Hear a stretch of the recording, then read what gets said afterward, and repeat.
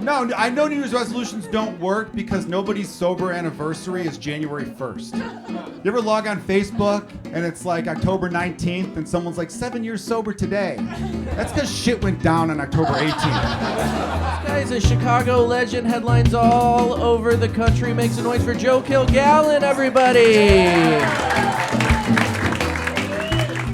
Yeah, I was born and raised in Chicago. I love it here. I think this is a great city, but I'll tell you this. It's getting weird traveling as a Chicagoan because we're getting a reputation. We are. I was in Arizona doing some shows. I was wearing a Chicago Bears shirt. Guys like, Bears? You must be from Chicago. I'm like, yeah, I'm from Chicago. Dude, I fucking hate Chicago. And I was like, oh, did you have a bad time there or something? He's like, nope, never been. I'm like, all right, what'd Fox News tell you this week? What's going on? And he goes, no, I hate Chicago because you guys are a sanctuary city. And I fucking hate that you guys are helping migrants. That's what he said. And I was like, well, you just don't understand how great the migrants are. They are. They're a tremendous benefit to this city. Think about this. Back in October, we had an unexpected heat wave. Remember that? It's like 97 degrees 4 days in a row. I'm driving around. I'm parched. I'm thirsty. I'm at a red light and I'm thinking to myself, you know what would be awesome? If a 77-year-old woman sold me a Gatorade right now. I look out my window, there she is. She knocks on my window, I'm like, you got a blue Gatorade? She's like, blue Gatorade, $1. I'm like, I'm gonna buy all your blue Gatorades, $1. That is a fucking steal. And maybe you did steal them and I'm fine with that. I go, how much for the cooler? Let's get you into a studio apartment. I'm here to help. I'm one of the good ones. You know where they could use people selling Gatorade? Arizona, where it's 150 fucking degrees every goddamn day. No, I love everything about immigrants coming to this country. It makes me sad that some people don't see how wonderful they are. You know what I mean? Even the white ones, pretty good, right? Like, you guys don't have a cleaning lady that's Polish? Wow, okay, fine. No, it's like Mexicans, wonderful people. Love the Mexicans, you know? Never sounds good when a white guy says love the Mexicans. That doesn't sound great, but I do. These are people who brought guacamole to the United States of America. Wonderful appetizer. My favorite appetizer is guacamole. Do you know why? Because it's consistently good pretty much anywhere you go. Fun fact for you all, best guacamole I ever had in my entire life was at an Irish pub. Yeah. And I remember when I ordered it, all of my friends were like, are you crazy? Who the hell orders guacamole at an Irish pub? And I go, dude, who do you think's making it back there? It's not a guy named Patrick, I'll tell you that much. It's a guy named Carlos who's on his third shift and he's still fucking killing it. The guy's amazing. Anyone here do any New Year's resolutions? No? Good, you're smart people. You're smart people. No, I know New Year's resolutions don't work because nobody's sober anniversary is January 1st. Right? Think about that. You ever log on Facebook and it's like October 19th and someone's like 7 years sober today? That's because shit went down on October 18th. Right? Like, it got bad. Somebody lost custody, things went dark. That's why you never see January 1st, because you can't build your life around a calendar. It just doesn't. If you got to change yourself, you got to do it immediately. That's why it just never works. I don't like when anyone does anything to a calendar. I told my friend, I'm like, I got to slow down the drinking a little bit. He's like, do dry January. I'm like, yeah, I'm not a fucking dork, so I'm not going to do that. Other big news in my life, I had a daughter 3 months ago. I got to thank you. Those of you clapping, thank you. Those of you who aren't, you're clearly dead inside, and I don't respect you. But no, it's been great. She's beautiful. She's a perfect little baby. So much fun to have a daughter. I have two sons. They're 7 and 5. So most of my friends thought, you know, he's probably done, which I thought too. Happy she's here, of course, right? Every now and then I'll say, like, yeah, she wasn't planned, and people are like, make sure she doesn't hear that. I'm like, yeah, 90% of people weren't fucking planned, okay?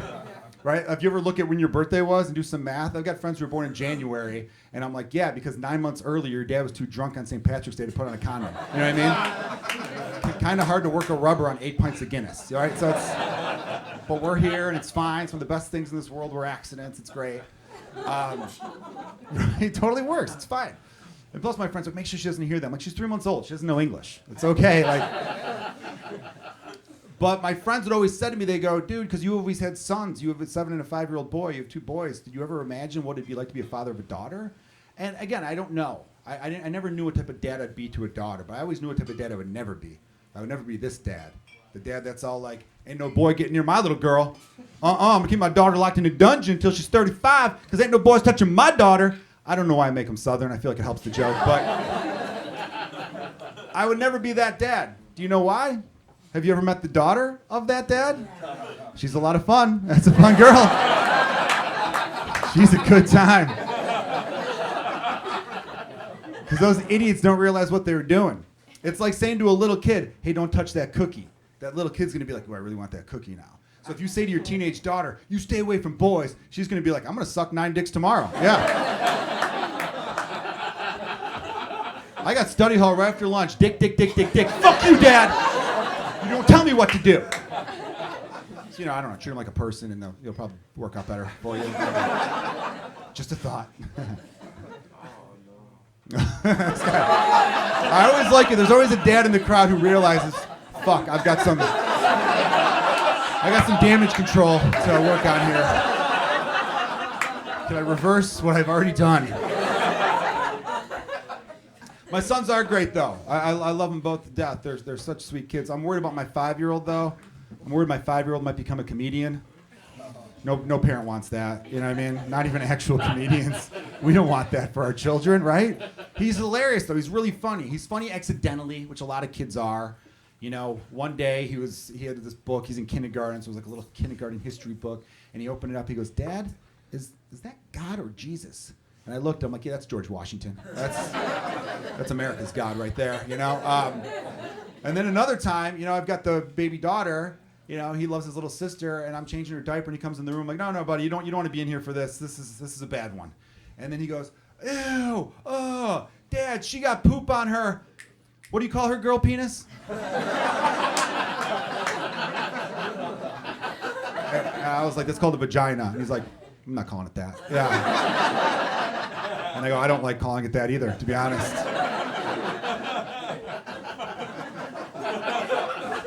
Imagine if it was called girl penis, though. Imagine if society just decided thousands of years ago, penis, girl penis. We would speak a lot differently about it. You know what I mean? I don't think you'd say to your buddy, how was the date last night? And you were like, dude, I went down on her girl penis. It was awesome. Like, you would never talk like that. That'd be... I feel gross saying it. It's just weird. So I told you guys I had a daughter recently. Now I'm going to tell you why I can't have children anymore. Back in August, I had a vasectomy. Yeah. Thank you. For those of you, I could come on all of you. This would be great, right? Consensually, obviously, duh. I'll tell you this, it wasn't good. It was painful. It sucked. I feel like I was lied to. A lot of people told me, the vasectomy's no big deal. It's a little snip. You throw some ice on your balls. You're out the door. No, it was horrible. Everything about it was awkward, too. From the start, right? I'm waiting in the doctor's office, typical doctor's office. These 2 lovely nurses come out, and they're like, Joe? I'm like, that's me. They go, follow us. Like at any doctor's office you've been to, you go down that narrow hallway, right? And then they reminded me, they go, hey, you got our email, right? You didn't shave down there? I'm like, no, I didn't shave. And they're like, yeah, because we told you we'll shave you. I'm like, I know, I thought free haircut, awesome, right? Who doesn't want a free haircut, you know? And then we get in the room and they go, all right, that's the bed, we'll do the procedure on, so just lie down on that. We'll come in to shave you. All you have to do is take off your pants and underwear. We'll give you some privacy to change. I then said, why? Like, why are you giving me privacy to change? Like, this isn't a root canal. Like, you're going to see the whole show. Like, I don't understand. It's not like I'm going to be taking my pants off going, excuse me? Like the whole thing is you seeing what's going on, right? Like, so then, you know, they were like, well, you know, it's custom. And I'm like, that's fine, right? And then I go, whoa, let me double check here. You said just take off my pants and underwear, that's it? And she's like, yeah, all you have to do is take off your pants and underwear. You could leave your shirt and socks on. And I'm like, I'm going to take the shirt off, too. Yeah. I'm going to complete the look.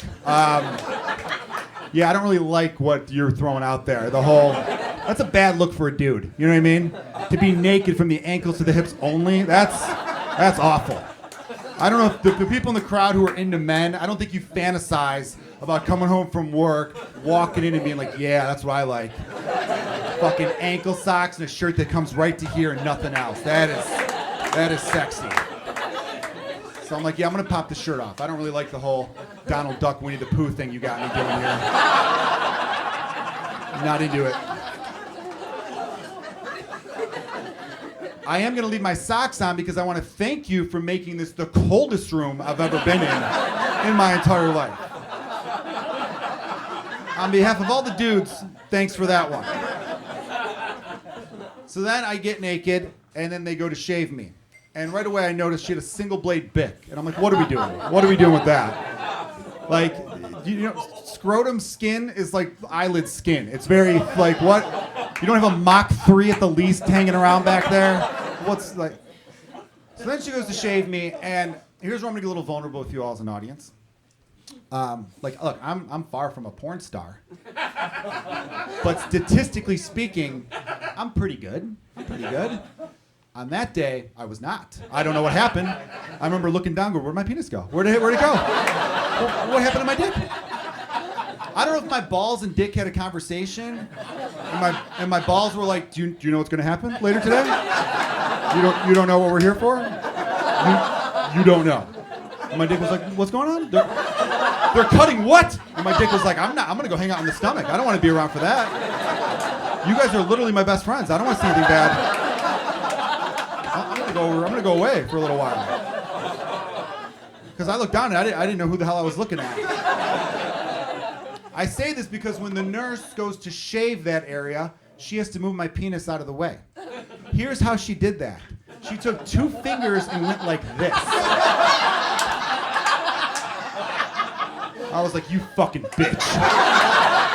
Oh, you bitch. You use your whole fucking hand. You use your whole hand and you act like it's heavy, goddammit. I'm Joe Kilgallon. Thank you so much, everyone. Cheers.